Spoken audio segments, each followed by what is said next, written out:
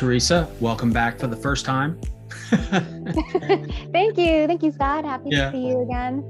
You too. So for those listening, we had recorded about a month ago and I had a technical error, my error, and accidentally deleted everything. So we have an opportunity to do it all over again. Perfect. Sounds good to me. I could talk about sleep all day long. Well, good. Hopefully the next 30, 40 minutes we'll do that. So a little background on you. I mean, you're a sleep coach now, certified, a couple of different certifications. We can dig into, the different types of certifications out there, but you were doing something else before this that was somewhat sleep related. So maybe just give a quick background on yourself and how you came to start SleepBetterNYC. Sure. Yeah. So I have been in medical sales and consulting for well over 10 years. And when I got into the sleep field, it really just clicked for me. I started working with physicians and dentists who treat sleep apnea and other sleep disorders. And I just realized how life-changing these treatments could be. I also noticed that a lot of their patients had been suffering for a really long time. And some of them had some scary medical conditions, and they just didn't know they were related. Yeah. And then on the other hand, in my everyday life, when I was talking to friends and family or strangers who found out that I was in sleep, they pretty much always had questions. And so it was just I'm the de facto expert, right? De facto expert. Right. Like I'm not a doctor, but they knew that I knew doctors and I knew a little bit about sleep. So they were always asking questions. And it was just amazing to me that there was so little accurate information out there for, regular everyday people. So I really wanted to help bridge that gap, which got me on this pathway to sleep coaching. That's awesome. Very similar story for myself. So I think our missions align very well. It really boils down to, that last mile, I call it, that to get it practical, right? And I think that's where folks like yourself are so important now. And hopefully the importance culturally is the need for a coach. And we need it in many different realms. But for whatever reason, as adults, we always think, oh, I've got it. Yeah. Of course. We're like, oh, we can Google it. You can look it up online. But Dr. Google. Yeah. The other coach I work with, he always says that it's like personal training, but for sleep. Like, can you go on YouTube and find some workout videos? Yeah, of course. But are you going to do that? Is it right for you? Are you going to have to sort through like 50 videos before you find one that you like? So that's what we do as sleep coaches too. So do you see what's maybe an issue or hurdle that you do deal with when it comes to clients? Like what is their hang up, or is there a common denominator? Yeah, unfortunately, I think that a lot of sleep issues are behavioral for adults. Now, diagnosable sleep disorders are very common, especially sleep apnea, which is related to snoring. They're super common, but even people with an actual sleep disorder often have some habits and lifestyle things that could be adjusted, things that seem very normal and very easy, but just because it's easy doesn't mean that people do it. Yeah. And so when working with adults, I think we're all pretty stubborn and set in our ways, like you're saying. We think we can do it all, but at one point, are you going to ask for help? Yeah, and the I'm fine is only going to work so long. Mm-hmm. At some point, my own personal story too is, oh, I'm fine, and maybe for a brief moment, and it's like a sprint-like experience. We all have corporate jobs, or many of us have corporate jobs that you have to stay up for that special project or whatever for a season, but not a lifestyle. Right. And for me, I know there's the Netflix binge, right? And all those contributing factors that you just don't want to go to sleep for. Yeah, and we know that too. People are pretty aware if they're staying up too late because they're watching a show. And again, if you do that once or twice every now and then, sure, fine. But you might not realize that you're doing it 3-4 times a week, and you think you're just doing it every now and then, and you're wondering why it's messing up your sleep patterns. But sometimes it really helps to have that outsider perspective. Yeah, absolutely. So you were deep in sleep apnea. Maybe touch on that for just a moment, if you don't mind. Like, just kind of help define that. And I was even wondering about some of the details on how you would kind of self-diagnose before you go to a professional. to understand if maybe you're somebody that might fall in that category. Definitely. And it is one of the most common sleep disorders and also one of the most overlooked. About anywhere from 80 to 90% of people with sleep apnea are not even diagnosed. So we know that these people exist and these symptoms are very common, but a lot of times they never get to a doctor because they just don't even know it's an issue. So snoring is a pretty obvious sign of sleep apnea, although there are some people who just snore and don't have it. It's very unlikely, but there are some people who just snore and that's just the way they are. Yeah. But the reason it's a symptom of sleep apnea is because the snoring it's the noise of the soft tissue in the back of your throat. So it's blocking your airway. It's physically blocking how you get your oxygen and how you exhale. And so even at the most basic level, if you think about, oh, I'm not breathing correctly, these tissues in the back of my throat are vibrating and making noise. I mean, I think we can all sort of assume that that's not great for us. Yeah. So it's kind of the airways constricting a little bit. And so when that constriction happens, you kind of get that vibration, which creates the snoring effect. Right, exactly. So if you have sleep apnea, apnea literally means without breath. So your airway will restrict or even close over and over again every single hour, every single night. Oh, wow. Some people, it might not close all the way, and that would be called hypopnea, which just means it's restricted. But even restricted airway, it would be sort of like drinking from a coffee straw. It's just not enough air when you're sleeping. Oh, my cat decided to come and say hello. It's very nosy. Special guest. So that is why it's so important, overall. It's just everybody knows we need air. And when you're sleeping, you don't really have control over it. It's super common, especially if you're snoring. But sometimes there are people who just have a smaller mouth or a smaller airway in general. So you don't have to be some overweight, middle-aged guy, which we sort of assume is that guy who snores, although it's definitely more common, but it really can be anybody. That's an interesting point that, yeah, you often hear about those who are a little bit on the overweight side having that issue just based on where the position of the weight is on their body. But leaner folks are as susceptible or close to it, it seems like, to apnea. Yeah, just for different reasons. Now, if you are a little heavier and as we get older, unfortunately, our muscles are going to relax anyway. So that does make it easier for this part of your body to just restrict or close in a little bit at night just because of gravity. Yeah. But if you anatomically are just made with a smaller airway, then even just the smallest restriction suddenly closes off. So what would be like an experiential side of things if somebody who's undiagnosed apnea? You said it's 80%. Like there's a ton of people out there that have apnea that don't even know they do. So millions of people. That's absurd, but amount of people. So how would they physically know what's their symptomatic kind of dashboard light, so to speak? Okay, so besides the snoring, if you don't have a partner to be elbowing you every night, you might, if you get, let's say, 7 or 8 hours of sleep and you're still exhausted the next day, if you always feel like you need a nap in the middle of the day, then it's very possible that you're not sleeping with good quality. Okay. Because if you sleep for that long, you generally feel okay. You feel like you can make it through the day. But if you have sleep apnea, then you're having multiple arousals every single hour. Maybe you don't even realize that you wake up, but your body is basically waking up for seconds at a time. Okay. And you might be in lighter sleep versus deep sleep or REM sleep, which you need. So if you're in bed for a full night and you still feel tired, that's a symptom. Okay. If you wake up in the middle of the night gasping for air, or if you suddenly feel panicked or anxiety, that can also be a sign. Again, your body is thinking that you're choking at night, thinks that you're suffocating. So it wakes you up. And maybe, again, you don't realize why, but suddenly you're awake in the middle of the night and you're sweating and your heart is pounding because your body's trying to wake you up and get you out of that suffocation. Right.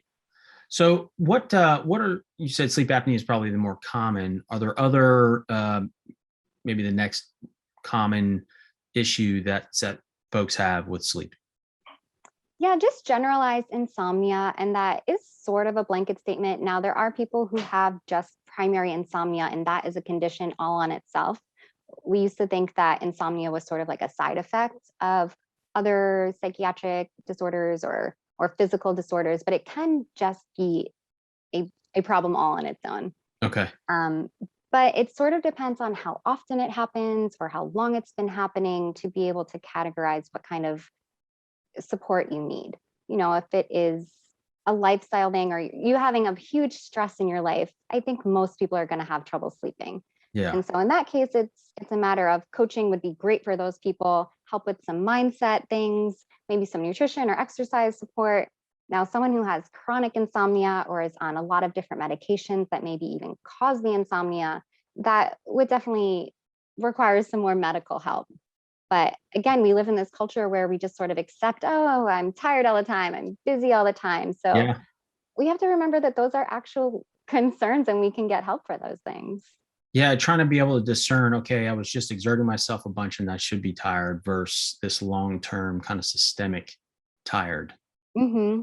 Right. Sleeplessness is common and normal. And I tell people that all the time. Let's not freak ourselves out if we have a few bad nights. Right. But if it is happening all the time, and then you sort of get in this cycle of being anxious because you know you're going to be sleepless, and then you don't sleep well, and then you're upset that you don't sleep well, we want to get out of that cycle. Yeah, it turns into this whole like sleep stress thing that it's the exact opposite you need to rest well. Yeah, exactly. So you mentioned the word culture, and I didn't mention your company is Sleep Better NYC. So you live in the city that's coined as the opposite of sleep, which is the city that never sleeps. But culture wise, in general, or New York, how do you continue to evolve and handle that kind of thing when you're pushing up against the culture like that? Yeah, I know it is a bit ironic considering where I live, but yeah, I think we've all heard the phrases like city never sleeps or money never sleeps, sleep when you're dead. The thing is, like, not only do you feel awful when you don't sleep, but you might be dead sooner if you don't sleep. And I know that sounds super dramatic, but it is true. Right. Yeah. And there's this weird stigma around sleep, and it's just for people who are lazy, but all living things need sleep. And first of all, we deserve to rest. We don't have to earn that. Right. And even if you're still a little bit uncomfortable with that, maybe you're a real go-getter and you're into this hustle culture, sleep isn't just for rest either. You need it to be better, to run faster, to be more productive, to learn more and retain more information. You cannot do any of those things without sleep. Yeah. Yeah. It seems culturally that missing leg of the stool, you've always heard the work hard, play hard. I know coming out of college, and that was kind of the key contributing factor for my own demise, but there's that missing stool of the rest piece. And we actually spend what is it, like 1/3 of our life sleeping? Mm-hmm. Yeah, if we're lucky. So yeah, exactly. Not if you're having all these issues, right? But it's something that if you think about it from a return on investment, if our body requires 1/3 of our life to be sleeping to do the other 2/3 well, we may want to look at it a little harder. Yeah, there's a reason that we are designed this way, whether you think it's a higher power or just Mother Nature. There's a reason that our bodies try to sleep every single night. And maybe you have trouble doing that, but it's definitely worth prioritizing so that you can do everything else that you want to do. So what, maybe touch on one or two of those reasons, maybe physically what's happening or the negative side effects of undersleeping. Sure. I think the most obvious that most people can relate to is probably that you're a little bit grumpy when you don't sleep. Even if you just have one bad night, we sort of realize that right away. It's fairly obvious that we're irritable. Right. But it's not just because we are uncomfortable and because we're tired. It's actually because our brain is not functioning at its optimal way to function. So when you don't get into enough deep sleep or into enough REM sleep, your memories aren't consolidated enough and things can seem a little scattered. You also haven't been able to maybe process some of the emotional things that have happened to you the next day. So the emotional part of our brain, called the amygdala, it is super active during REM sleep. So, when you sleep, your brain doesn't just shut down. It actually is very active in some parts, including REM. And so when you don't get that, it sort of backfires on us the next day, and we can be more emotionally reactive. We might make quicker judgments or say things that we don't mean, or be a little bit more aggressive in our arguing with our partners. Yeah. And it's really not all in your head. Well, I guess it is sort of in your head. Yeah. Because your brain is actually doing this. It's just not able to function the way it should. It's not able to hold on to the memories, or to process the memories, or process the emotions for the next day. Yeah. Which you can imagine is kind of stressful for everybody around you. Yeah. And it's in that negative compounding interest too, regardless of the angle, especially on the mental emotional side of things, the unintended consequence of being short with your spouse or whomever. Not that I've ever done that, but no, a friend, of course. Other people do that. Other people. But yeah, it's definitely an interesting element that we don't consider as like, oh, you're having a bad day, but there's that underlying reason that you can help manage and improve upon. And there are a lot of therapies for depression and anxiety, and they can go hand in hand in a lot of ways. And it's determined that treating your sleep can improve your depression, and treating your depression can improve your sleep, but it's easier, for lack of a better word, to treat your sleep and your insomnia to then improve your depression. Right. It's really all related. Right. Yeah. It's amazing how much you keep going back to the foundational need of sleep and the cascading effect it has on other things. So when it comes to working with clientele, like, do you all have a particular approach, or like just briefly touch on kind of the coaching process as somebody who might need your support? Sure. So most people will come to us, thankfully, through social media or the website. We will have a brief questionnaire. We try to keep it to, I believe it's 5 questions, not including your name. So technically it's like 6 or 7, but I have about a 5-question questionnaire just to narrow down a few things about your sleep situation. If you've seen a doctor or not, if you've tried pills, or you have a CPAP machine or whatever. I just like to know that before we talk. Then we'll have a virtual consultation. Almost everything we do is virtual for now, which seems to be really preferred by everyone anyway. Yeah. And plus, I mean, as much as there's millions of people in New York City, there's, to your point on the apnea piece and many others, like so many people have sleep issues, or even if they don't have a technical, classified issues, we could all use some techniques to improve on it. Right. So we'll do that consultation virtual piece. We'll follow up with some email and recommendations. We'll do sleep logs. Sometimes people will have sleep trackers, wearable devices. Actually, a lot of people do nowadays. So we'll look into that, and we'll sort of look at that with the client. Okay. So how do you leverage that? Like, do you look at it on a day by day, or is it more of a trending analysis, or? More of a trending or weekly. I try to do a lot of things weekly or more trending, because I don't want to cause any more anxiety. And I feel like with the wearables, that does tend to be an issue. You want to look at what you're doing and know what you're doing, but if you're looking at the details every single day, it sort of like puts this pressure on you and causes more anxiety. Absolutely. So if one of our clients has one of those devices, we'll check out the patterns weekly, and we'll compare it to their sleep log, what time they think they went to bed, when they think they woke up, what else they did.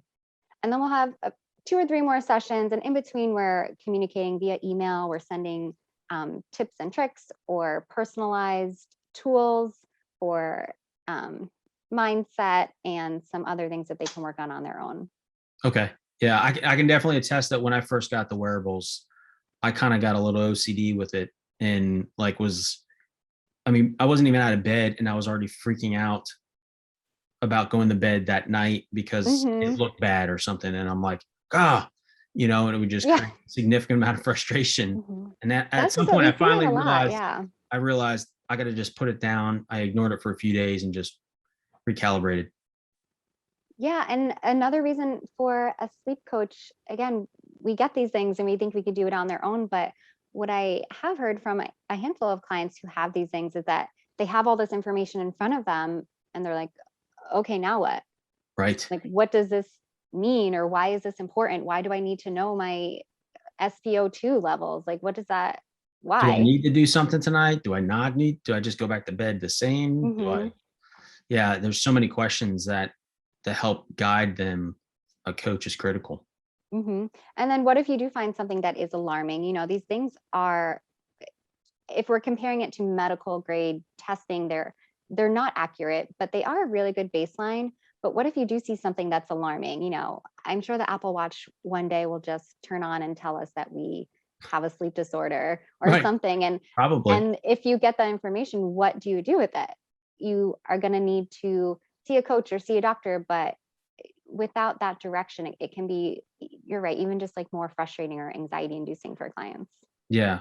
So I want to touch on, go back to the certification element. So the overwhelming piece of all of it, sleep is getting noticed gradually, which is wonderful, but it's not really known on what is or isn't a good certification or sleep doctors, et cetera. Maybe touch on some of the things you have and just maybe at a broader sense, if you don't mind. Sure. So personally, I took a few online courses for sleep coaching. Um, there is one through a fitness program that I don't love, so I won't mention it. We have talked before about Nick Lamb's course, the online Yes. sleep coach for sleep and recovery. I thought that was really, really great, really comprehensive. I believe he probably works with a lot of fitness experts, and most people who are involved in fitness and nutrition also understand the importance of sleep. So I think that's really great. I also have a clinical certification. So I am board certified for sleep education. Okay. My the letters at the end of my name are CCSH, which is a little more common for people who are sleep technologists, people who run sleep studies and work in labs and things like that. So I really wanted to learn more and get as much information as I could so I was better equipped to speak to my own clients and really differentiate my company from other coaches. And so that is the certification that I have. Yeah, that's great. Now, if you have a problem and you're seeing a doctor, there are sleep doctors, which even I think people are kind of surprised to know. Yeah. But there are people who specialize in just sleep, and usually they're pulmonologists or internal medicine, sometimes cardiologists, but they will focus on sleep completely too. Yeah. And I've noticed, at least in my research and learning, that some dentists are starting to take notice of this because like you were saying, it's kind of the mouth and the throat, or ENT specialists perhaps, Mm-hmm. that really start to look at the anatomy and physiology of the mouth and throat. Yes, yes. And especially when it comes to sleep apnea, I actually don't know why I didn't start with that. It might even have been like too obvious, but ENT and dentists who are trained in sleep, they can be super helpful in getting your diagnosis and treatment for sleep apnea. Yeah. Yeah. So what is maybe a key element that you would encourage folks listening to do? Like, is there a top, take action that you would encourage folks around sleep? There are so many. Yeah, it's a pretty broad question, but yeah. It is almost stating the obvious, but there is no one size fits all. I know that especially now, and especially the last few years, we've seen a really big increase in articles and posts and things on TV about sleep, and they seem pretty general and vague. Top 5 things to sleep better. Right. And most of those things are great tips. But if those things don't work for you, or if you just can't fit it into your lifestyle, then I don't think you should give up on getting better sleep. I was talking to a new mom who, of course, isn't getting a lot of sleep. Yes. And she was like, well, you know what? I'll focus on it in a few months or so, which, of course, to her made sense. But I'm like, so you're just going to be totally okay with not sleeping for a few more months, not even a small change. Yeah. Because, she read some list that said you need to get 8 hours of sleep. And she thought, well, that's not for me. So I guess it's just not what I'm going to do. So it's important for people to know that these things are so common, but you don't have to just go with some generalized list that you find on Instagram. There are sleep coaches and sleep doctors that you can talk to.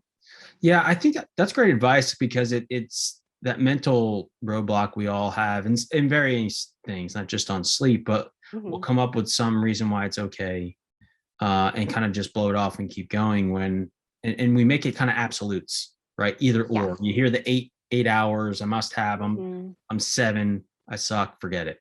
Right. Yeah, especially in sleep, or I'm sure with exercise and nutrition and everything healthy that isn't just a pill, it's consistency and it takes time. Yeah. There is no magic pill to help you sleep better. Even sleeping pills truly are not meant for long-term use. And Yes. so even that's not a magic pill. Important point. Because I've heard so many things around the sleep medications that people end up getting onto it systemically, and it can actually cause the inverse. Yeah. And again, because I just don't think people know enough about it, and you see the commercials for all these sleeping pills. But as far as I know, there is no, and if a pharmacist is listening, please correct me, but there is no sleep aid created that is meant for long-term use. So even if you get on something, maybe you're just really having a hard time and you really need something to help initiate that sleep for you. Sure, it's a sedative, it will put you to sleep, but it's not a natural sleep. Right. You're sedated, just in the way if you drink too much, you're sedated, or if you go under anesthesia, you're sedated. A little bit of a different mechanism that happens in your brain, but you are sedated. You're not naturally sleeping. And so over time, you might just not really feel like you're being rested anyway. You might not feel like you got sleep anyway. And it could, people get addicted and they have other side effects. So sleeping pills, of course, they have their place, but again, unfortunately, a lot of it is behavioral. And even the most clinically effective treatment for insomnia is actually behavioral therapy first, and then prescription medication. Okay. I was not aware of that. So yeah, well, I guess that's kind of underlying the whole point, right? We're talking about, and hopefully the rise of the types of services that you provide too, becoming more part of the overall kind of, we'll call it the wellness spectrum, and how important that is. And because we all want to perform well, right? We only get one of these lives. That is true. And I do see a lot more sleep coaches popping up, and a lot of them have experienced insomnia for themselves or sleep apnea for themselves. And I really love that, because those people, of course, it's a little bit easier to relate to people in that way. Right. But those people felt how awful they felt, and then they got treatment and they feel so much better. And I think that if you're suffering with a sleep disorder or just, generalized insomnia for a really long time, you sort of get used to it and you just think, this is my life. But once you start to feel a little bit better, it can be so life-changing. Yeah, it sounds very empowering to reclaim your health, and we're all worth more than that, right? 80%, it's okay, but it's not optimal, right? Right. So going back to the technology piece, do you have preferred methods, or how do you look at the data to help, I want to say prescribe, or provide the coaching, the guidance to kind of navigate back to a quality sleep session? More than anything, if we're using that sort of tracking information, it will be to get a baseline of when you're going to bed, when you're waking up, how many times you're getting up in the middle of the night, and less focus actually on the data that it provides and what else you've done during the day and the night to see those changes. If you have great sleep and a great schedule, except one random Tuesday, to your point, if you looked at it the next day on Wednesday morning, you might freak out and get annoyed at yourself. But if at the end of the week we look at it and we say, okay, well, 6 out of 7 is not bad. And on Tuesday, oh, wait, you had a bottle of wine at dinner and you watch Netflix until 2 o'clock in the morning. Okay, well, let's work on that. Change your expectations a little bit here. Not to, or not to change your expectations, but around what you should achieve when you're doing those types of things. Or I think that a lot of people, they don't actually have a true understanding of when they go to bed and when not. I might start getting ready for bed at, let's say, 10 o'clock, but maybe I don't actually fall asleep till 11:30. That's a pretty big difference, but they Yeah. might not realize that unless they are tracking. But there are so many products and devices, and I think a lot of them are gimmicky, and things are always changing and improving, thankfully. So it's important to, use it for what it is. It's a good baseline. It's a good for patterns, but let's not get too crazy on all the details that they provide. Yeah. Well, a lot of what you're saying, it sounds like there's a lot of data points that to make the whole picture and not overemphasize one particular thing, whether it's your feelings or the data. Yes. Yes, absolutely. So you mentioned one thing we hadn't touched on, we kind of did, and it relates to New York City too, is the culture of alcohol. And as I've learned, how not very good it is for your sleep. But we also, again, don't want to talk in absolutes, but maybe can you unpack that a little bit and how to navigate that if you enjoy a glass of wine or beer? Sure. This is super common. I myself love wine and whiskey. So you're right. It's important not to talk in absolutes. I think if you went to a doctor and you said I have sleep problems, they say, okay, stop drinking, which will most likely help you. But if we want to be realistic, we can think of some other things to help as well. So Right. if you are going to drink, I would recommend first cutting back on the quantity, but also consider maybe just doing it a little earlier in the night. Maybe you have a glass of wine with dinner, but you don't drink wine before bed. Or maybe, again, with the quantity, maybe you have one glass instead of two. Just for example, when you drink alcohol, like sleeping pills in a way, it sedates you. We've probably all been there where we drank too much and we pass out, or we, fall asleep on the couch or in some place that's not our bed. And so we know that it makes us sleepy, but Right. it's the quality of sleep that we don't get. So again, if you're in bed for 8 hours, but you wake up, you don't feel great. You don't get into deeper stages of sleep, or maybe you got up to go to the bathroom 5 times. I mean, that's not helping with the consistency of your sleep. Right. Right.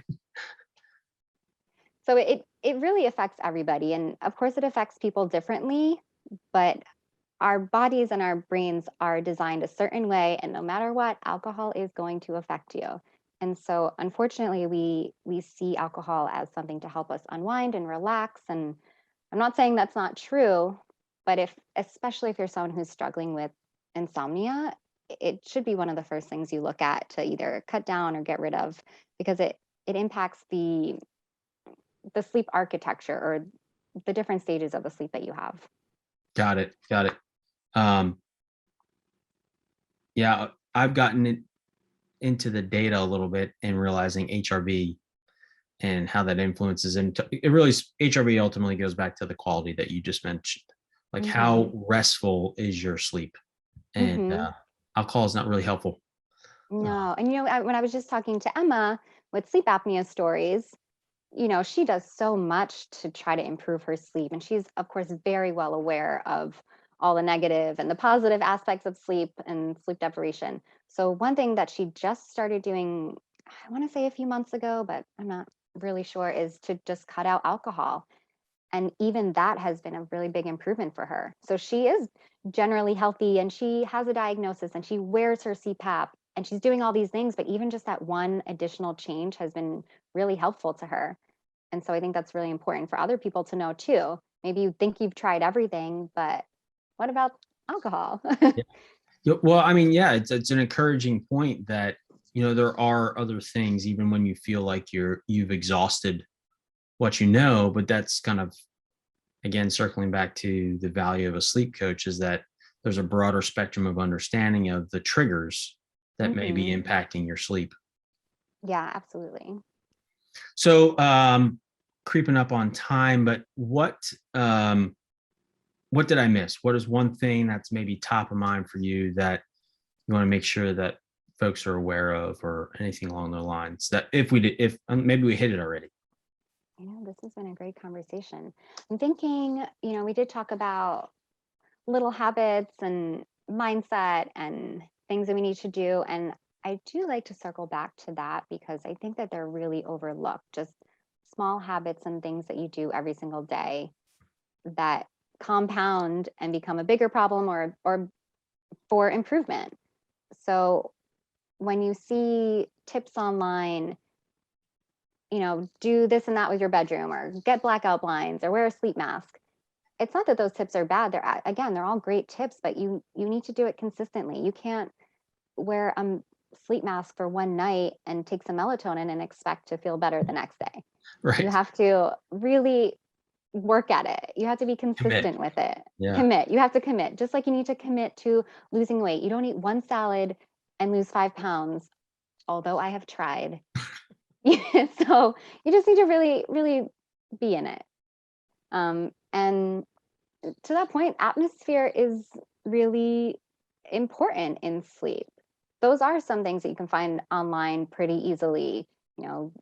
Use dark blinds and dim your lights, but just because they're very simple doesn't mean that they're not incredibly helpful. I focus a lot on light with my clients because I think it is really underestimated. Light, natural and artificial light, can impact how alert we feel. It impacts our sleep. And so I really encourage people to think about how much light they're getting and if they're making it a dark atmosphere at night. Yeah, that's a great point. And it's one that, like you said, just because it seems obvious or quote unquote small doesn't mean it's not impactful. And lighting is that one that's become a huge thing. And I had a conversation with a previous guest on that very topic on how important lighting is. And it also validates my wife's point. She's an interior designer and always likes lamp lighting. And it turns out that lamp lighting it's that softer, less impactful lighting, and it's really probably better for your sleep. Yeah, it's less harsh over the day. At night, it helps you to produce more melatonin if you don't have these harsh, like fluorescent lights, or really any light at all. It can impact your melatonin Go back to candles. production. Yeah, you know what? I don't hate the idea.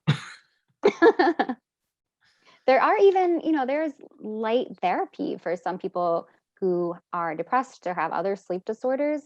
So if you think about how impactful that is to literally just look at a light box, as I call it, or there's some new products, that I'm looking at. There's a headband called the AO, and it's light. Now, of course, it's a specific light at a specific frequency, but it's just light. So at the very bare minimum, we can make an effort to look outside or step outside and get light into our eyes and our brains and our bodies, and then block it out at night when we want to sleep, because that's very natural. Yeah.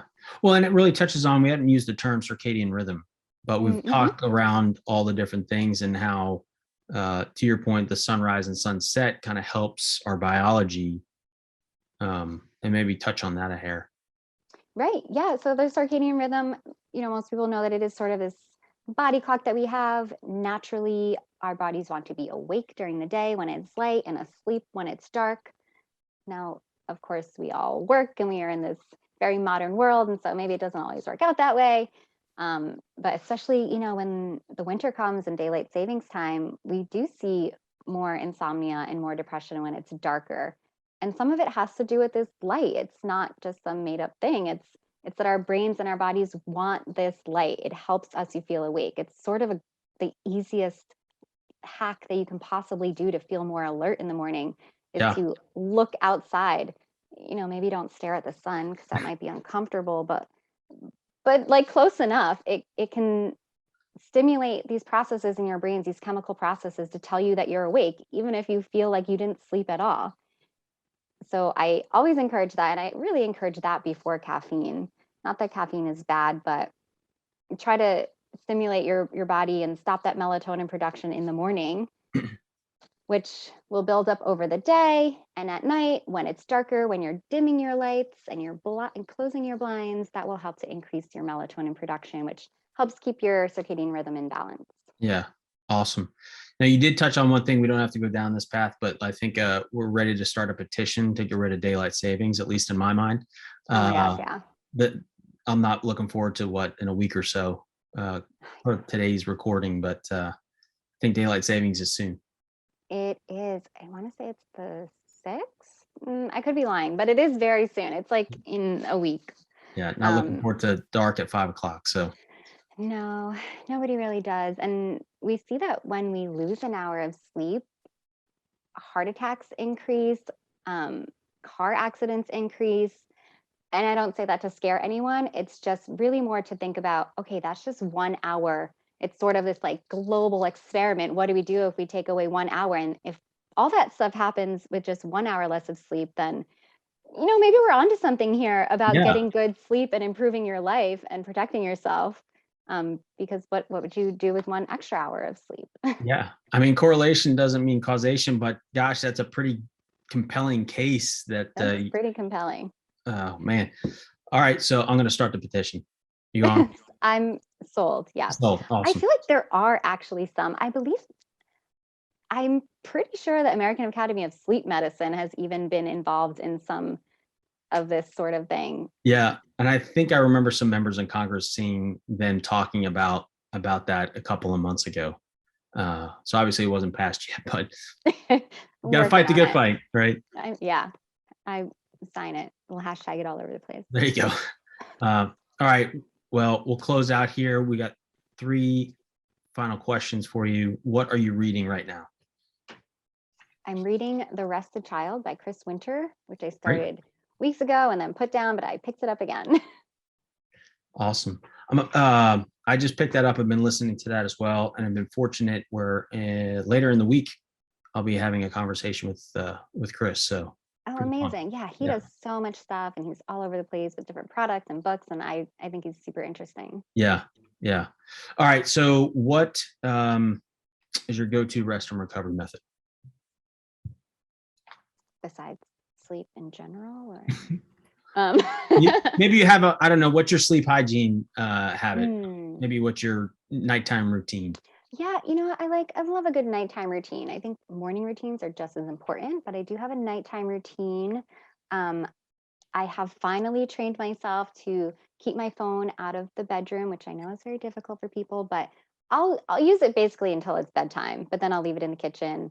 I always drink herbal tea, no caffeine. I always do my skincare in the exact same way and brush my teeth in the same order. So once I do all that, I make sure that I turn off my clock. Actually, I'll face my digital clock away or just turn it off. And that helps me to just know, okay, there's literally nothing else I can do right now. It's bedtime. Yeah, great. And it's amazing that those little triggers set it up in your mind to start the wind down process. Yep, it goes back to those habits and telling your brain that this is what is going to happen. And after this happens, then I sleep. Mission sleep. So what are you listening to, be it music or podcast? Actually, I just started listening to the Huberman podcast. Yes. Which has just been blowing my mind. Yeah. He's awesome. I love it so much. He's so awesome. He's obviously so very technical and scientific because he's a doctor, but he makes it really approachable. And I love that. Yeah. Yeah. He is a great communicator and being able to break things down and helps my simple mind catch some of the information. Same. Even the little doodles that he does on Instagram where he writes out the words and he points arrows and I'm like, oh, okay, I get it now. Oh, that's it. Oh, okay. That's why I do that. Okay. So awesome. Well, Teresa, thank you so much for joining me for a second time. Glad we're able to get this done. And I really appreciate what you're doing with your organization. And how can folks find you? Thank you. So right now you can find us on Instagram at SleepBetterNYC. There's no dots or spaces or underscores. We just redid the website, which still needs a little bit of work, but it's www.sleepbetter.nyc. So it's not .com, it's .nyc. Okay, great. Thank you so much, Teresa. Thank you.